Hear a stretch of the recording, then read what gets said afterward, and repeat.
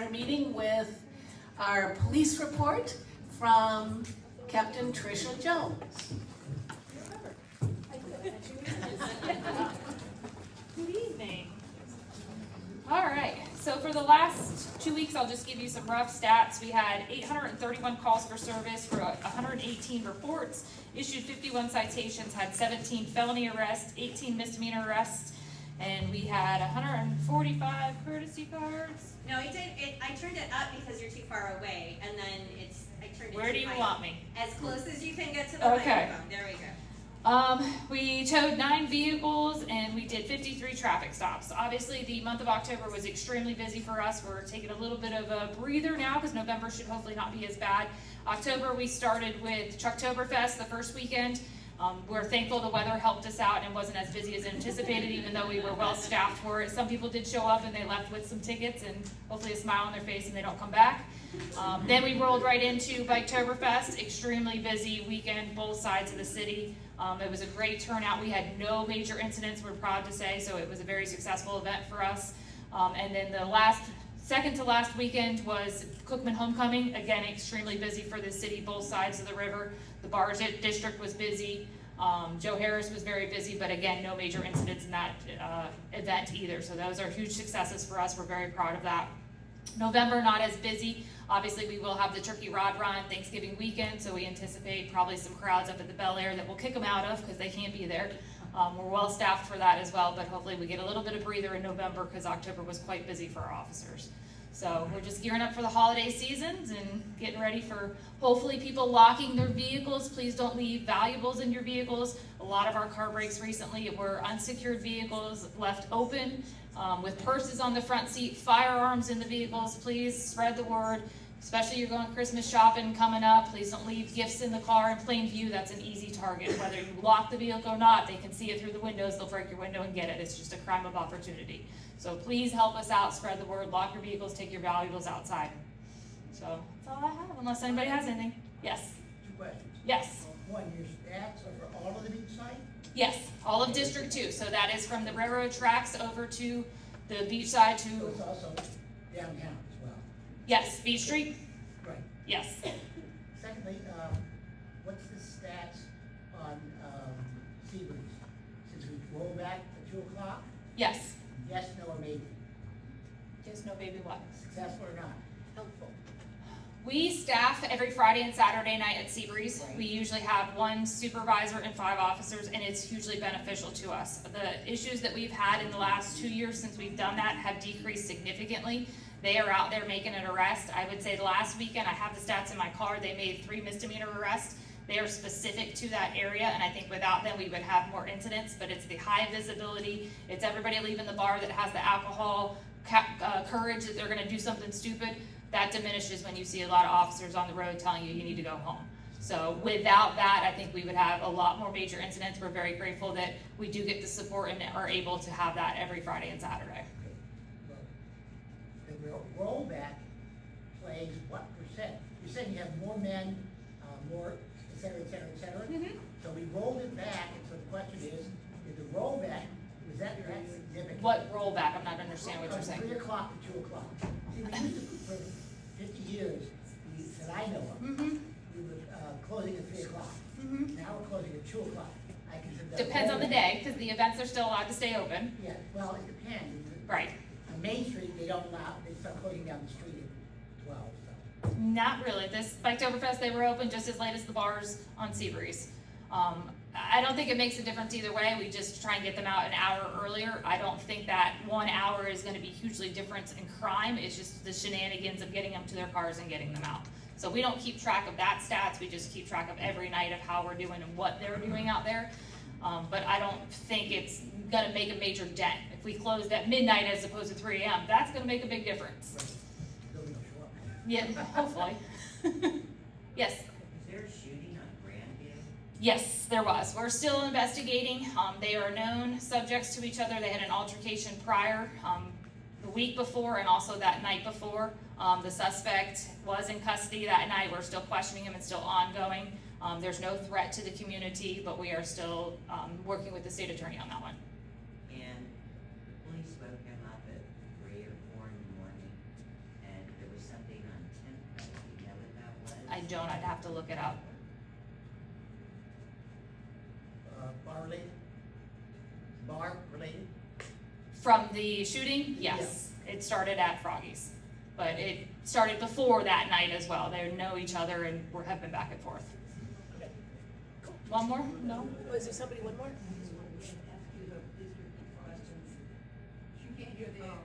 The question was about the shooting, so I answered that, and then there was a question about something happened on Temco that I don't know, I'd have to look it up. Sorry. All right. Did you have a question, Sue? We'd like to invite you to come over for coffee early in the morning, like before 7:30, any day of the week. You promised me prime rib for dinner one night. That's what I'm waiting for. We'd like to get this wave at the bus driver that comes whipping around the corner and races to the stop sign. How about we send a motor to help with that? Okay. It's a nice lady, I'm sure. But needs to slow down. We can send that message. And I still look forward to dinner. Thank you. Okay, next we're gonna hear from our code enforcement officer for the beachside. Her name is Mariah Quinn. Hi, everyone. Okay. Don't be shy. Get right close to it. There we I go. will. Okay, thank you. So my name is Mariah Quinn. I'm your code inspector I handle from north of Main Street to past Bel Air Plaza. And I've actually been out for the last month. I had knee replacement surgery, so I got to miss bike week, but I know code worked quite a lot of overtime during the event. Nothing major happened with us for that event, and everybody is extremely busy. And if you have any questions about any properties or neighborhoods over here, I'm happy to answer. Yes. What can be done about the old playa across from Bel Air Plaza? It's been 9 years. The question was, what can be done about the old La Playa?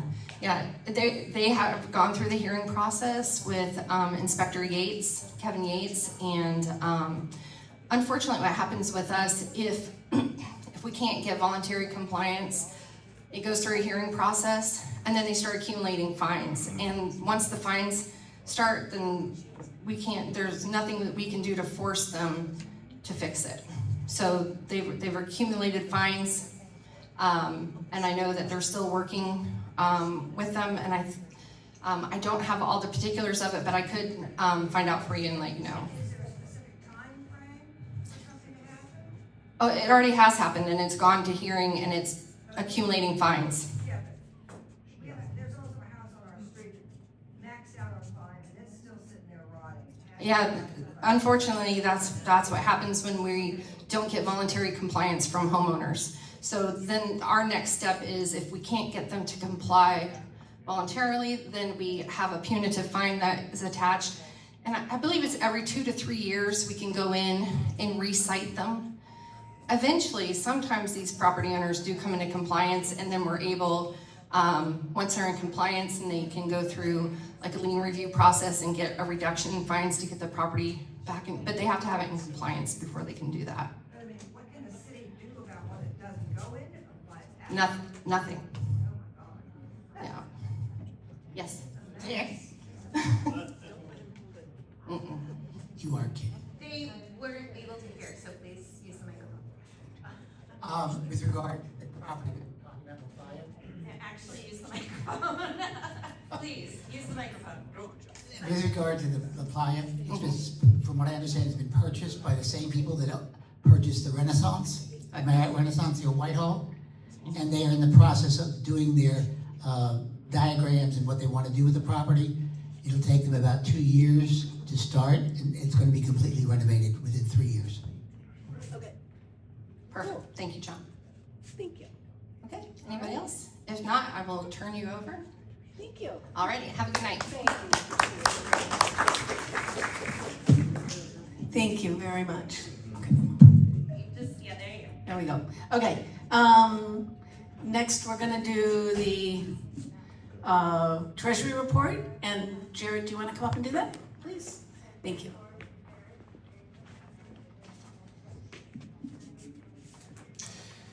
Let's make this real brief. Our normal business account, we have a balance of $631.43, and that has remained pretty much the same. We don't have a lot of expenses out of that. This time of year, we have a lot of expenses out of our barbecue fund, and if you want the specifics of that, they are detailed out on the agenda. So take a look at that, but our final total balance on that account was $2,340.14. Making for a grand total of $2,971.57. And the only thing with regarding any other funds is that we asked last month for the Pass the Hat to go to a very specific fund, and we had to raise $216, and that was a really great bit to be able to donate. So thank you very much for that. Thank you, Jared. And on that note, we do have to write a thank you letter. Bella, we had to. Actually, sorry, it's been written and delivered. Awesome, thank you. Sorry. Because we had to kind of readjust on the fly this year for the Biketoberfest cookout. It ended up being sandwiches served out of the Ocean Center. So, thank you to the Ocean Center and the police. Thank you guys, it was a huge success. And we couldn't do any cooking, so we got sandwiches from Publix at Bel Air, and they donated basically 56 servings. And it was mainly Vern and Sharon who did all the hard work of lugging and organizing. So thank you very much. It worked out well. And then this is money that we raised last time for the Lady of Lords does a community breakfast the third Saturday. I really struggle with dates apparently. The third Saturday. So Tammy and Greg Cullen are the people who are so thrifty and manage to get so much food for so little money to serve to the people here. So thank you guys so much.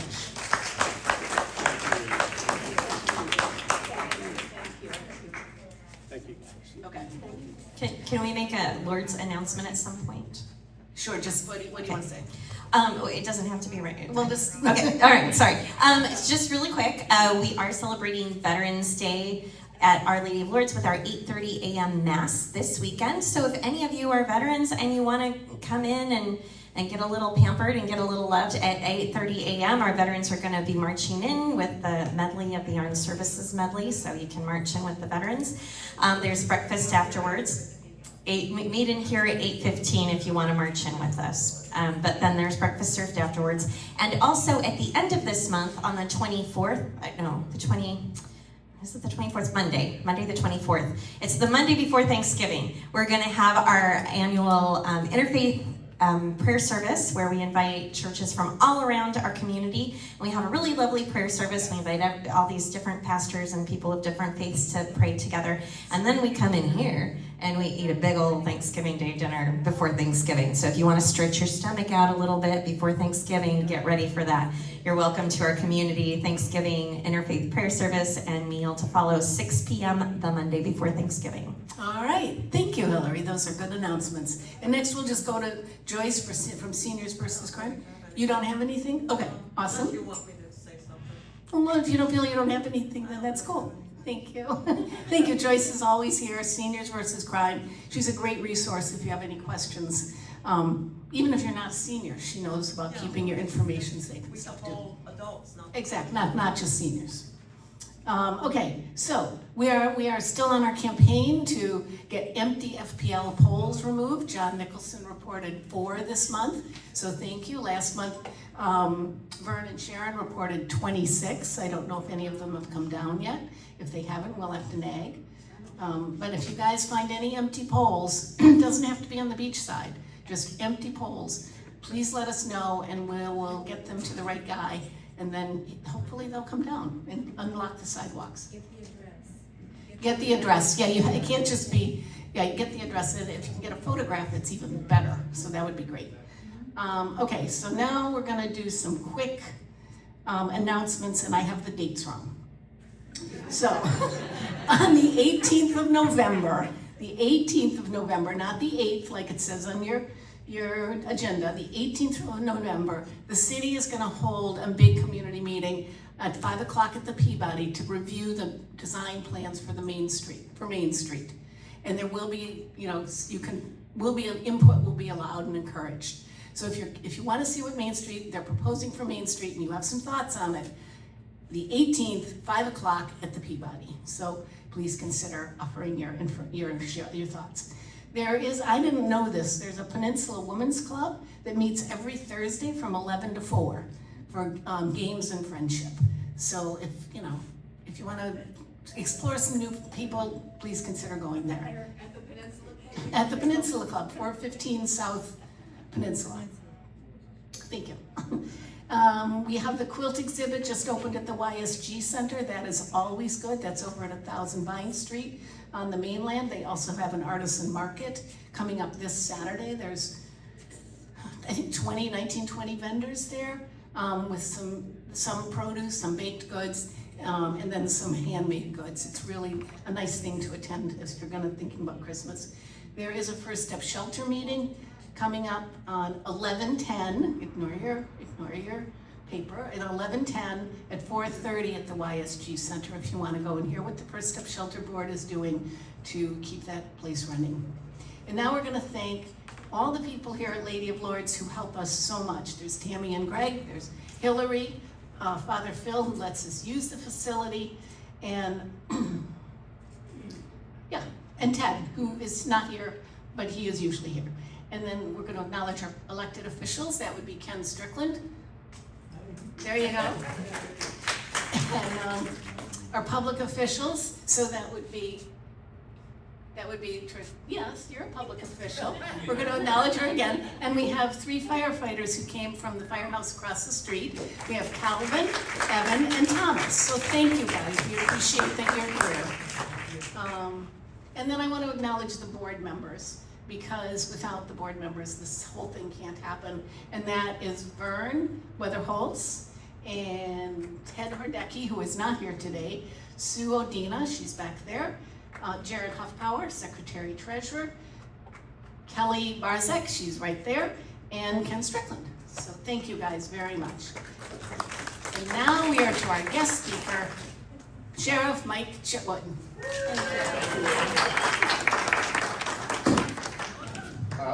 I got a little bit of Italian in me, so standing behind a podium, it's like tying my hands together, so it's not going to work. So good evening, and it's an honor to be here. Steve, you don't get any older, man, I got to tell you. You look like you looked 19 years ago when I first met you. Absolutely. So it's an honor to be, I'm sorry. I'm sorry, I forgot to acknowledge Steve Miller. He is the community leader over in the Midtown. He runs the Midtown Neighborhood Watch over there. And Mondays, and thank you. It's like John Nicholson, he ain't getting any older either. I don't know what it is. It must be something with that sold air up here. So it's an honor to be here, and I'll touch on some things that we're doing in the Sheriff's Office that are pretty unique and that not many other folks are doing in the state of Florida. Obviously, I can't hire, well I can. Deputies, finally we are fully staffed for the first time in God knows how long. Thanks to Governor DeSantis' help with the $5,000 signing bonus, school choice, and a bunch of other things, we're getting people to come in to be law enforcement officers. The second part is the most important part, I think, of law enforcement, are the men and women that answer those 911 calls. It's hell to hire those folks, because after they spend a year or two in there working 20 out of 30 days, and people call up and they dictate their last will and testament before they kill themselves, so anything bad that could happen comes in there, they leave. So we've been able to boost pay, we have been able to pay for their medical care, we've increased their training, and then we just unfurled something in August called AI AVEN. So when you call the non-emergency number, you're talking to AI. Now do not confuse that with American Express or Walgreens or anybody else where you're pushing the button, you're throwing the phone, God damn it, give me a live person here. It's not like that. She is better at transcribing what you're saying than when you use voice text and you send it to your kids and your kids say, Dad, are you drunk or high? Do you know what you just said? So she transcribes your non-emergency calls, illegal parking, somebody panhandling, whatever you call that non-emergency number to. She interfaces it with you, gets a callback number, tells you where she's assigning it, and then you'll get a callback number that, hey, there's a broken water main break, or the stop sign's down, or whatever it may be. What that has enabled us to do is take those people that were assigned there, move them over to 911, and now I actually have people getting weekends off and time off. Because I have one supervisor that manages AI Ava.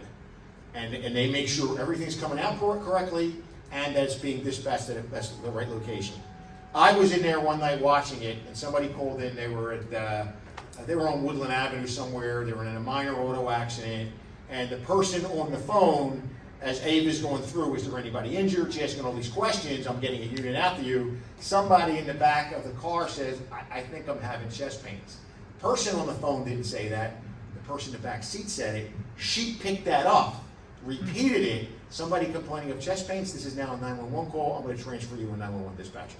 So she runs at 98.5, 99.5 accuracy.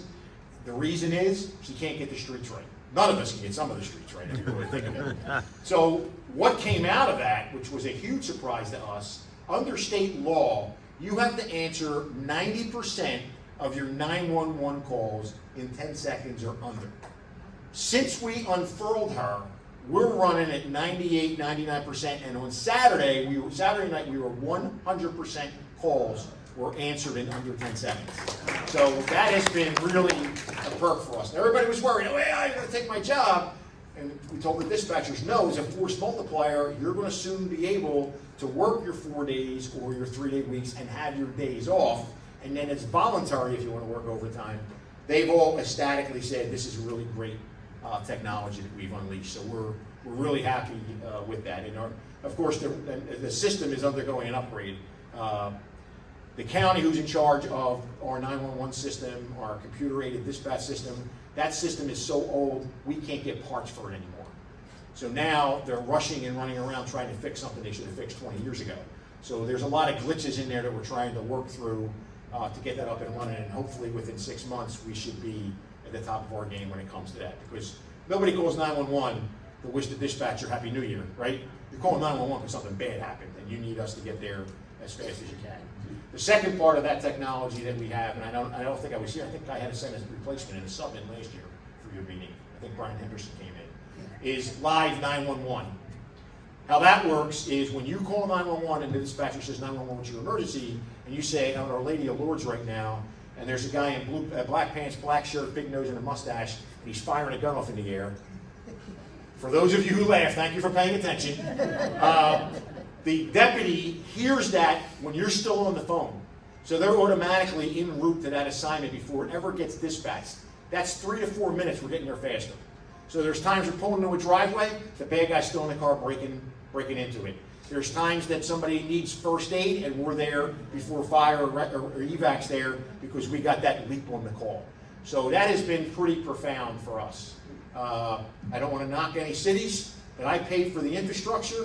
Every city has the opportunity, not fire, just police.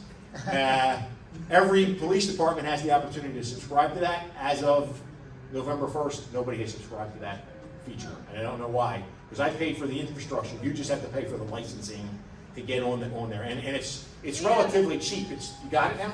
You got it now. All right, there you go. You just must have got it because the other day you didn't have it. And thank you. Absolutely love it. Good job, man. Good job, Captain. I just knew there was gonna be You must be looking for a job in retirement here. We got it. So on crime-wise, for me, our most violent area is the Spring Hill section of the land and the unincorporated area. Historically, most of our homicides and shootings have occurred there. So what we did a couple of years ago was we deployed a gunshot system called Raven. It's a gunshot detection system. We're in a 2x2 square area. It runs off AI. The only problem with it is it's not portable. Once you install it, it's there. You can take it down, but you just can't move it anywhere. So we have 200 sensors in there, and it sends alerts to the deputies or DeLand PD when gunshots are picked up.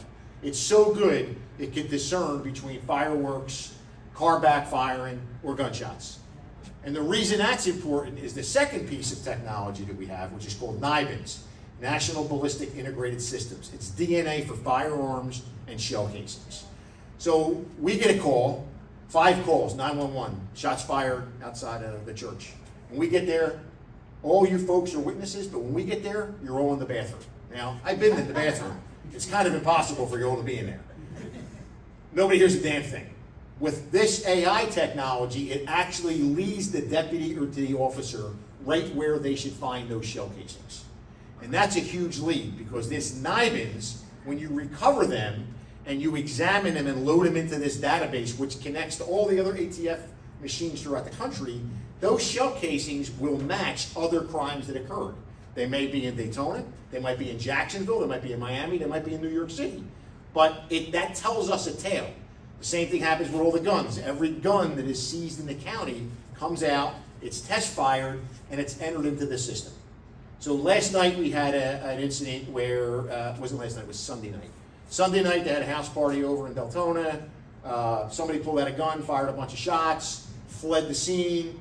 Monday we make a car stop, the guy runs, there's a gun in the car. That gun matched the shell casings from Sunday night in his car. Obviously now there's our suspect to go further, and that was done within hours. So it happens more than you would believe. They had a robbery last Christmas, a store was robbed in Derbyshire. Guy walks in all masked up, fires a shot into the ceiling, robs the store. 2 nights later, on our side of Derbyshire, same exact thing happens. Fires a shot. We're able to tell within hours their shell casing and our shell casing match.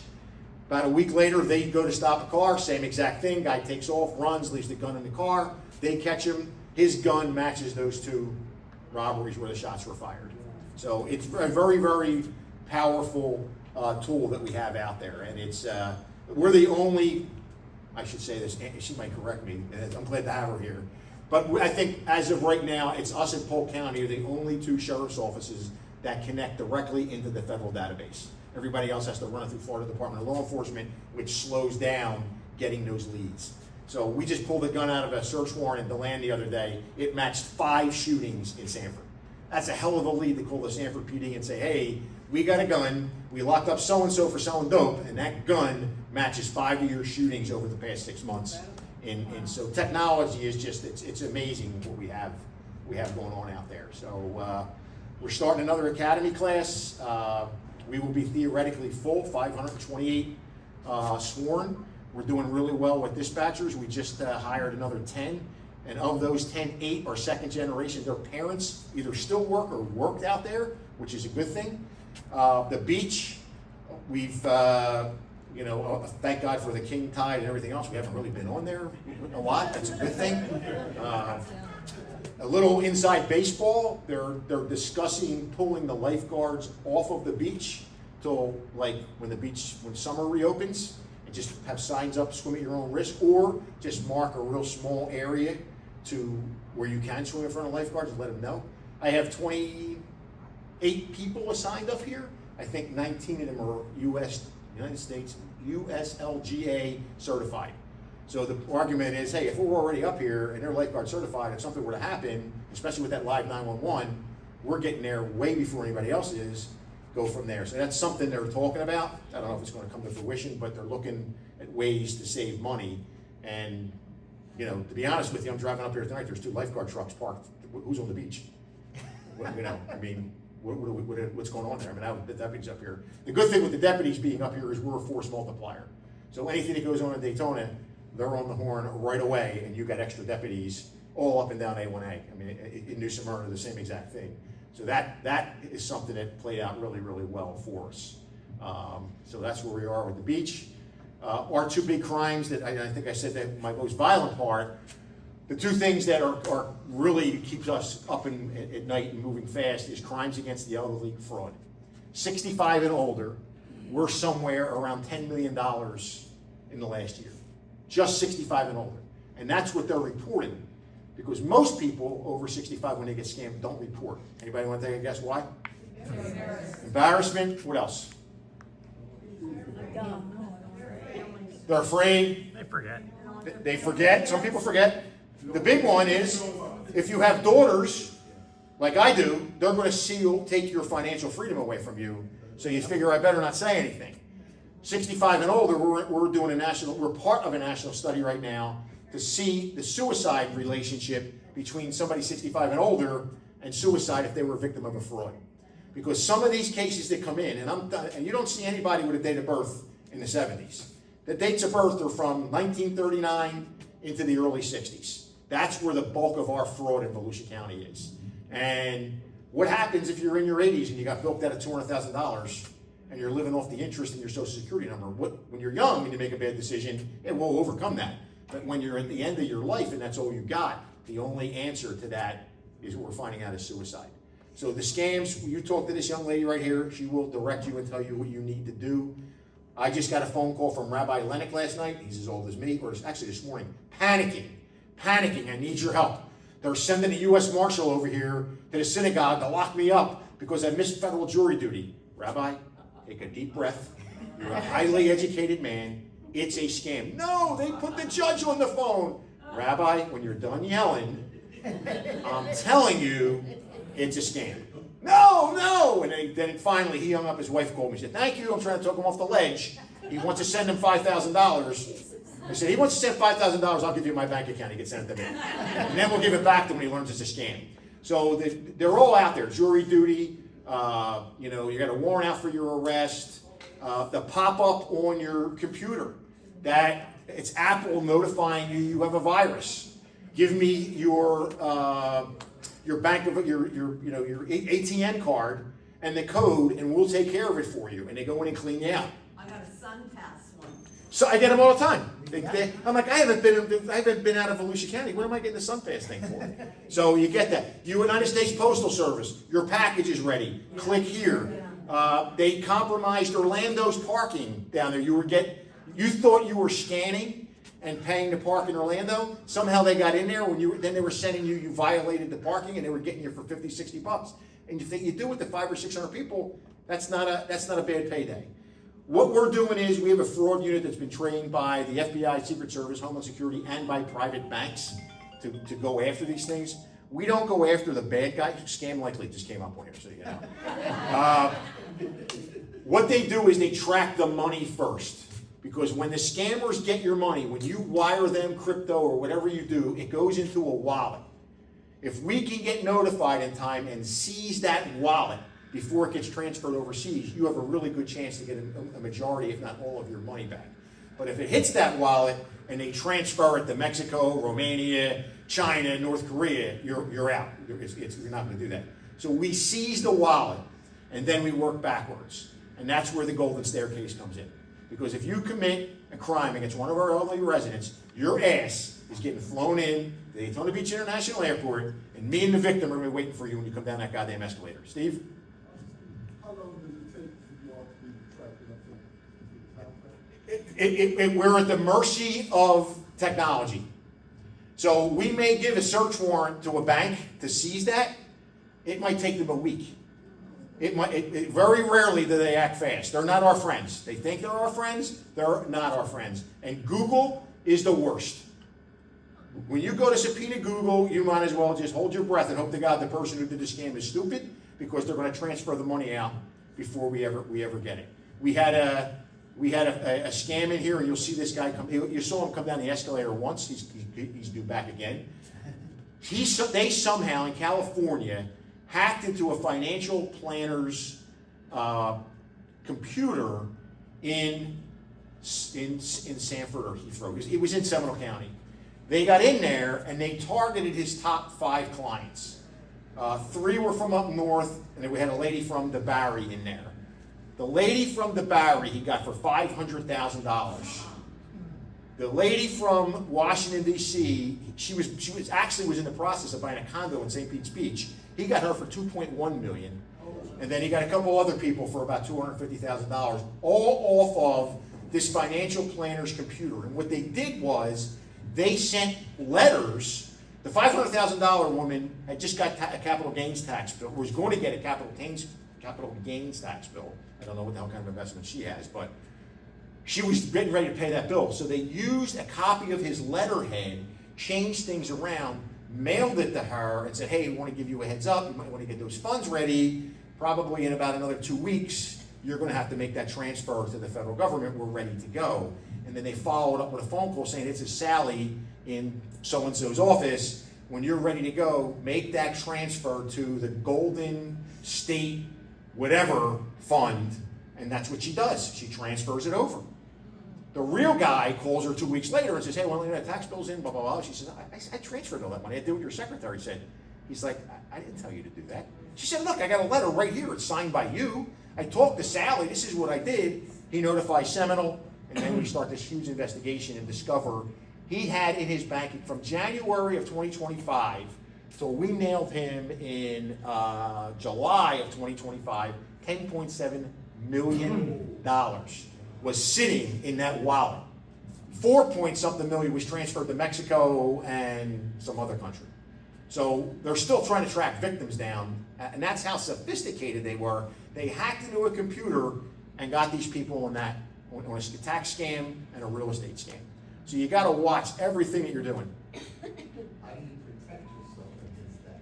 That one's a tough one, but I would say always follow up with something like that. You know, don't take don't take anything you get in the mail at face value, and make sure for that kind of money. And this is your financial planner. I would have drove over there and said that. And you know, but they you know, people do things, and we're in a hurry in life. We're not checking stuff.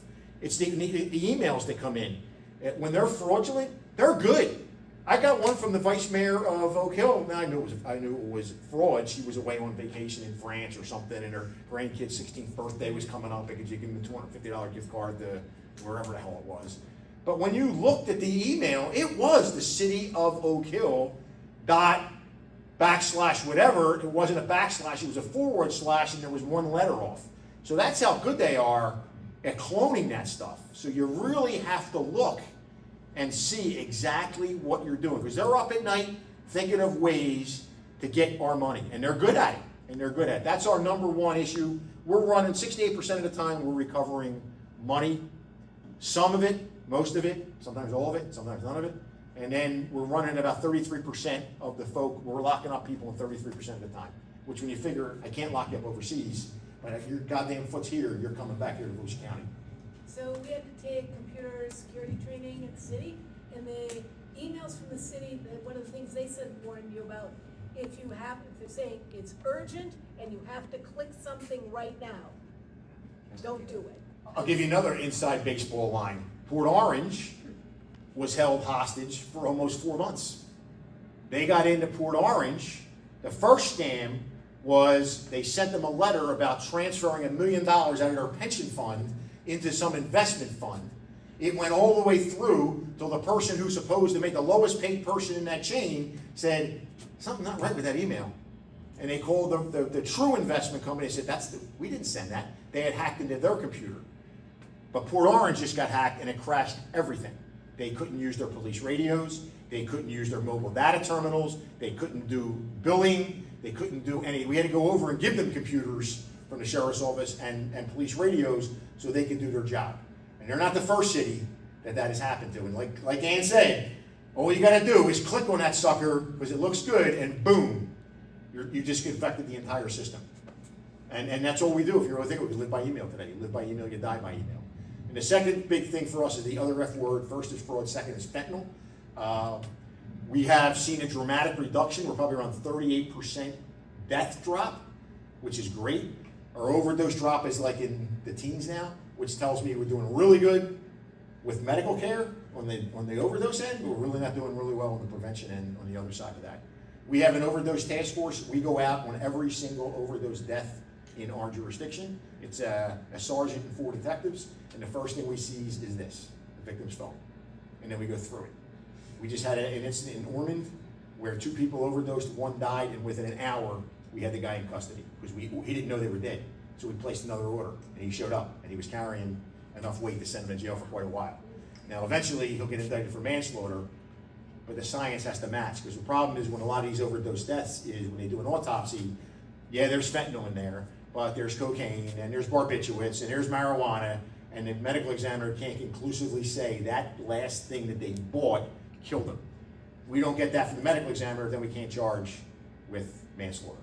So we just had one today, we just had two this week. One got 12 and a half years because of the amount of weight he had on him, and the other one got 25, it was both were women, 25 years for manslaughter. So I'd like to say we can do it on every case, but it's damn impossible to do it on every case. But it's still a scourge, and I'm seeing what's going on up north with these new drugs that are rolling out, and it's a matter of time before it cycles down here and we go through a whole epidemic all over again. So that's a never-ending battle there. Immigration, I'll touch on that one. We have 80 deputies that have been cross-trained and deputized to work with ICE. So far, we've only had 2 operations with ICE in the county, and they've locked up 2 people. When they came to us, the federal government said, we want you to help ICE. They wanted us to help in 4 areas. If you were deported from the country and came back in, they wanted our help going after you. If you were a committed violent crime, they wanted us to help the federal government go get them. If you were deemed a threat to national security, or if you were deemed a threat for public safety. And then the last one was, there are 1.4 million deportation warrants that have been issued, where the people went through due process, judge says you got 30 days to get out, and they went, come get me. Good news is, there's only 100 of those warrants in Volusia County. The bad news is, some of them are way back, and there ain't no way those folks are in Volusia County anymore. But Palm Beach County's got like 1,000, so part of that task force effort is to do a workup with the federal government and see if you could find this person still residing there. Most of our contacts are from doing our normal everyday work. Car stop, domestic violence, drug dealing, robberies. That's where most of the contacts that we come in contact with don't have the proper documentation. These guys that are trained are able to do the first round of investigation, and then ICE is the one that has to confirm that, yes, we're taking custody of them. And they have to send the paperwork in 48 hours. Like if you lock somebody up for domestic violence and it comes back that he's wanted by ICE and they don't get the paperwork in 48 hours, when he goes in front of a judge for domestic violence and the judge grants him minimal bond or no bond, if that paperwork is there, he walks out of jail.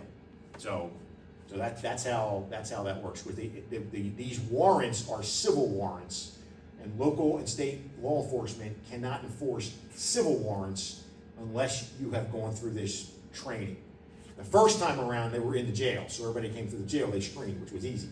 This time, it's a little bit different. But we haven't, thank God, had any issues, and everything we've done has been, like I said, doing our job. And the normal course of our duties is and we did that before. If we locked somebody up for robbery or selling dope, and their status was in question, we always notified the federal government. They just never came and got it, or answered the phone. Now they answer the phone. So, anybody have any questions? I know I threw a lot at you. Yes, ma'am. What's going on Saturday and Sunday with the SNAP benefits? Thank you for that. Quick story, I happened to be floating around in the schools, and I was there one morning when parents were dropping off, and one of the mothers came up to me and said, Sheriff, I don't know if you have any control over this, but I'm a single mother, I have 3 kids, I work 1 full-time job and 1 part-time job. They cut the SNAP benefits. What am I going to do with these little ones? So I called DCF and said, I know you're not going to give me what I need to know, but tell me in Volusia County how many households are on SNAP. 38,395, which correlates to 85,000 people. So I happen to be doing something with the Jewish Federation, and they run a food bank. And I said, Father, I don't know, Father, Rabbi, I don't know too much about the food bank. I just show up, normally wave, hand out some boxes. How does this work? And he tells me, and I said, well, what could we do? And he said, well, he tells me what we need to do. So we have 20, I'll cut to the chase. We have 24 pallets of food that are going to be dropped off at the Speedway by a provider on Saturday. We have 6 pallets of macaroni that's going to be dropped off there. Walmart donated from all the stores in Volusia County. It's like 10,000 canned goods, so we're going out tomorrow to pick them up.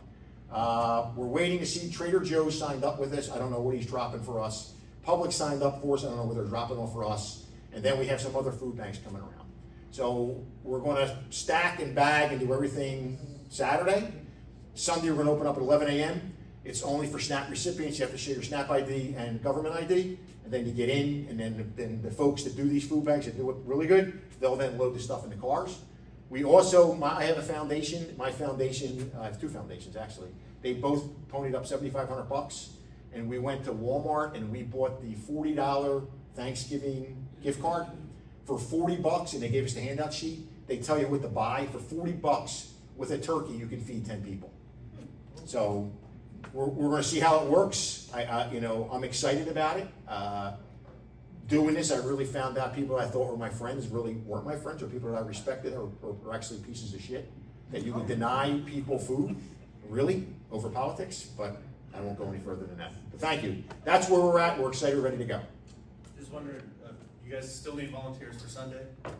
We do. If you go to my website, there's a thing in there, PIO or whatever, and you can register and they'll get back to you. And as a matter of fact, somebody donated 120 shirts to us. So the first 120 volunteers will get shirts.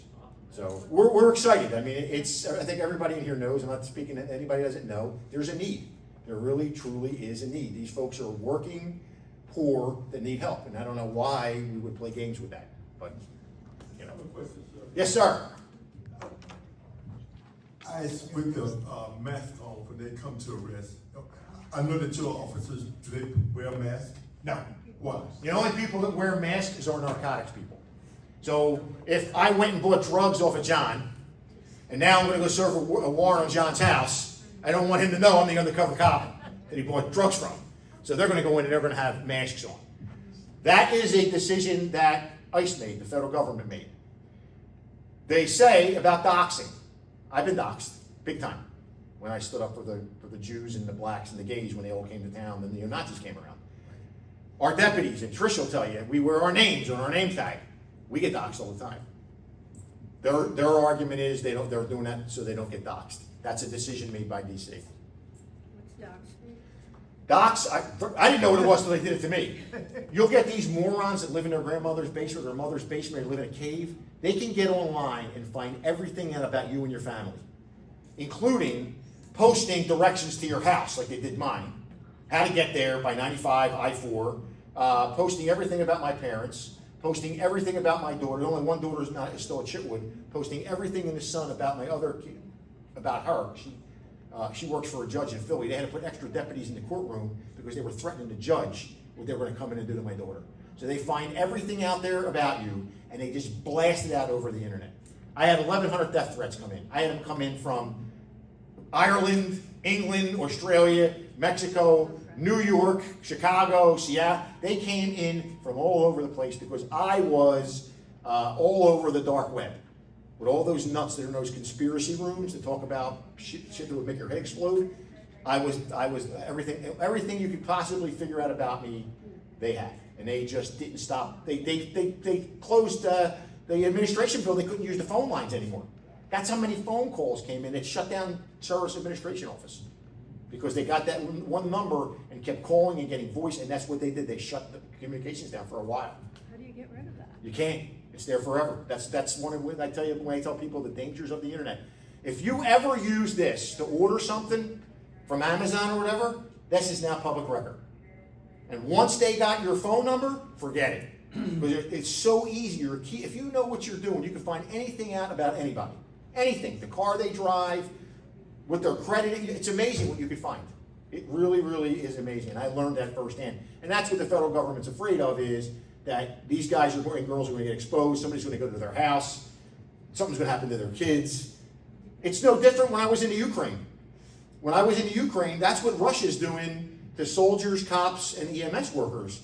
Russia is targeting those kids, the teenagers that are online, and telling them how to make a Molotov cocktail to blow up somebody's house or blow up somebody's car or how to beat up somebody's kid. So it's no different in America than what's going on over there. It's the same. Use that internet in any way you can to affect who your enemy is, because they want to send a message. They don't want you speaking out against them. What if you use a computer instead of your phone? They'll still get it. I'm telling you, how they got my middle daughter, I have no clue. How they were able to track to where she worked, right into the judge's chambers, and start making those calls. They did the same thing there. They published a Google Earth of her house. Her house isn't in her name. It's in me and her mother's name.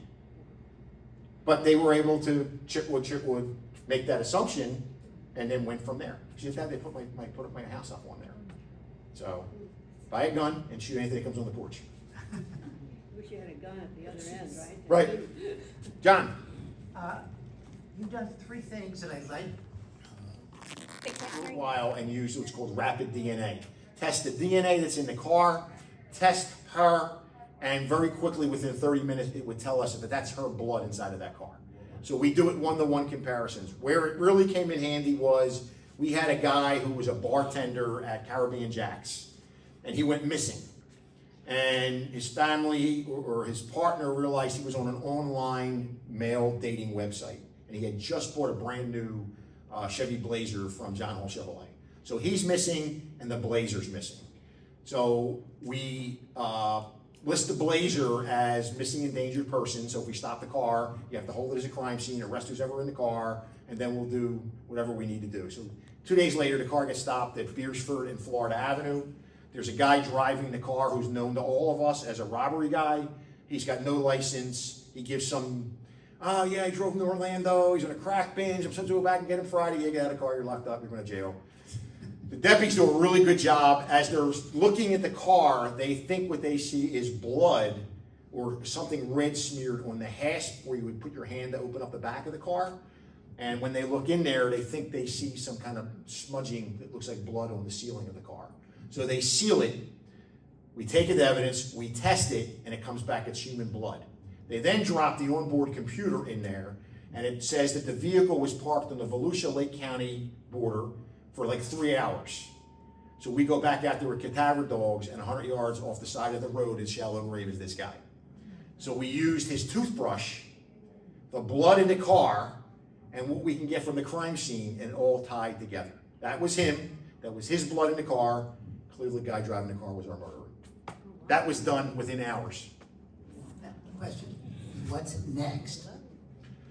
That is a great question. Right now, we're trying to pay for everything and make sure that we stay where we're at. We're on a hiring binge right now, updating the communication center for the entire county because we dispatch for everybody. That is huge. Schools, we're looking at new technology. Right now, I am praying, the Lieutenant Governor promised me, there's new technology with drones, and drones go into schools now. We can't afford it, but we're going to test it. God forbid, if an active shooter comes out or a gunshot comes out, that drone automatically deploys and goes right to where the threat is and can take the threat out. That's where we're so, now it costs something like some crazy figure, $350,000 per drone, but the governor, this lieutenant governor promised us, since when it comes to school security, Volusia County is one of the leaders in the state, that we would get to test that pilot program for the company. So you know, probably here real soon, all the schools, all the high schools will have metal detectors in there. The elementary schools have the same technology that they have here in Daytona Beach, that's Zero Eyes, where it scans a student and people going through, and it can detect if there's a firearm on there. It's good. I walk through it to test it, and it goes right to my ankle all the time. So, and then we have a canine sniffing dog, Ranger. I've never seen Ranger find a gun because every time I see Ranger, he's laying on his back and somebody's scratching his belly. That's $15,000. I keep saying to myself, what the hell happened here? We have a behavioral services unit that we work closely with Daytona on this. Whenever a kid comes across a teacher or a counselor or anybody's radar that this kid may be a threat, the service unit goes out. They screen the kid just like they would screen him if he was a threat to the President of the United States.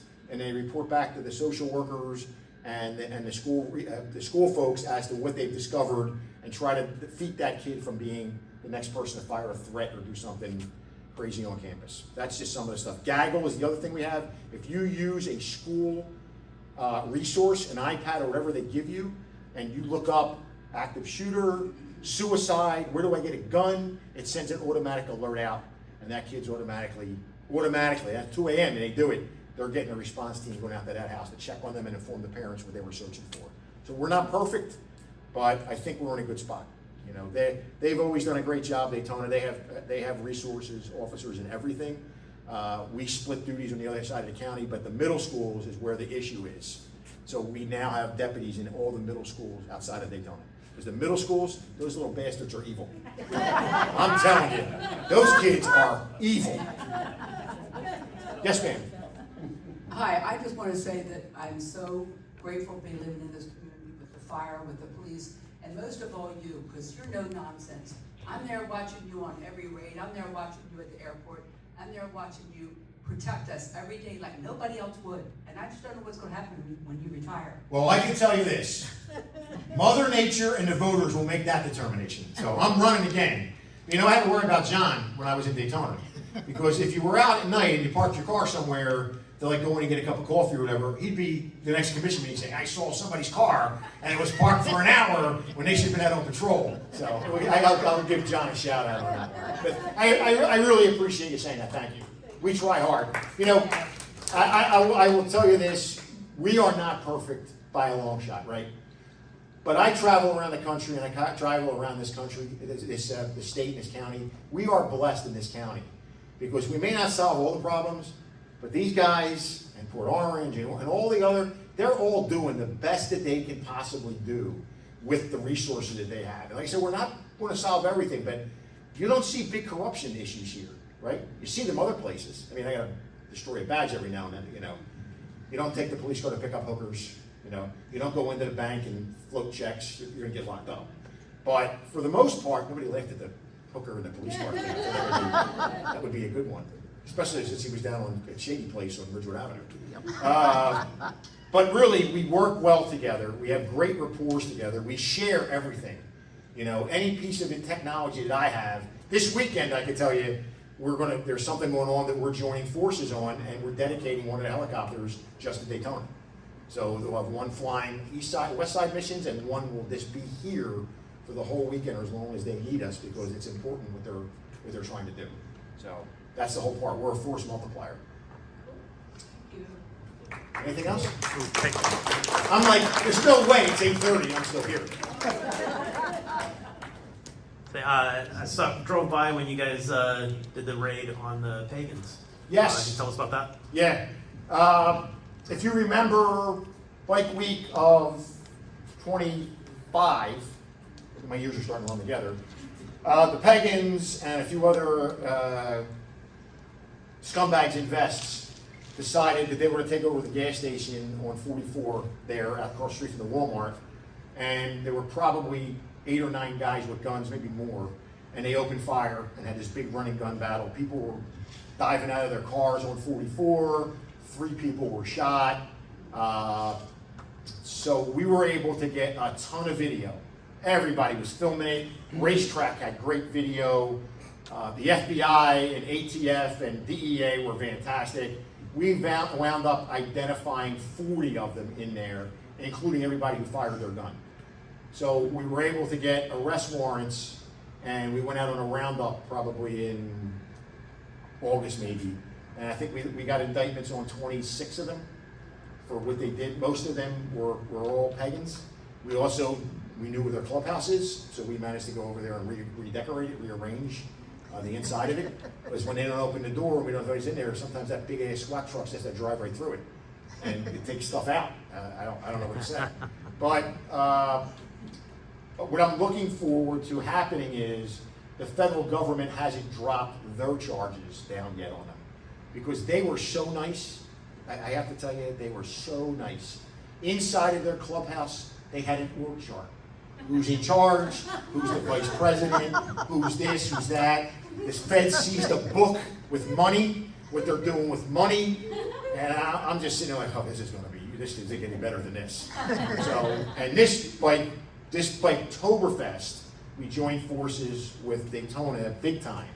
And we were able to really enforce the traffic laws on them. So if you saw what happened on the ISB bridge, they showed their ass in South Daytona, blocked traffic, doing all that crazy shit, and they had no idea that there were 10 deputies and 10 folks from Daytona waiting for them. So we towed, I think, 4 of their bikes, made 3 or 4 arrests, and we followed them. Every group had a detachment following them around. So they knew we were watching, and the eye on the sky was watching. Because the trick is to send a message, you're not welcome here. You're going to come here and shoot up in broad daylight and do this crazy shit. It's not going to happen. It's just not going to happen here. They got away with it in other counties. You know, shutting I-95 down, getting in a shootout, shutting I-95 down just to shut it down. That's not happening here, to the best of my ability. So, Thank you. there. Thank you all very much. Steve, you guys need a new head coach. Listen, happy Thanksgiving, everybody, too, and thank you so much for your support and kind words. I went to Florida State, and we do need a new coach. Yeah, My friend, hey, my friend, all right, thank you guys all so much for coming. I did forget to do pass the hat, so I'm gonna, Jared, do you wanna pass the hat, please? We're gonna pass the hat and ask for contributions for our Bike-Toberfest, our Bike Week Barbecue Cookout Fund. So thank you guys very much. Next month, our guest will be County Councilman Matt Reinhardt from District 2, that's our guy. So if you'd like to come and ask him questions, please do that. That will be December 4th, the first Thursday of the month, I think it is. So, thank you all for coming. I wish you a good month, and it's good to see you. Thanks. Bye.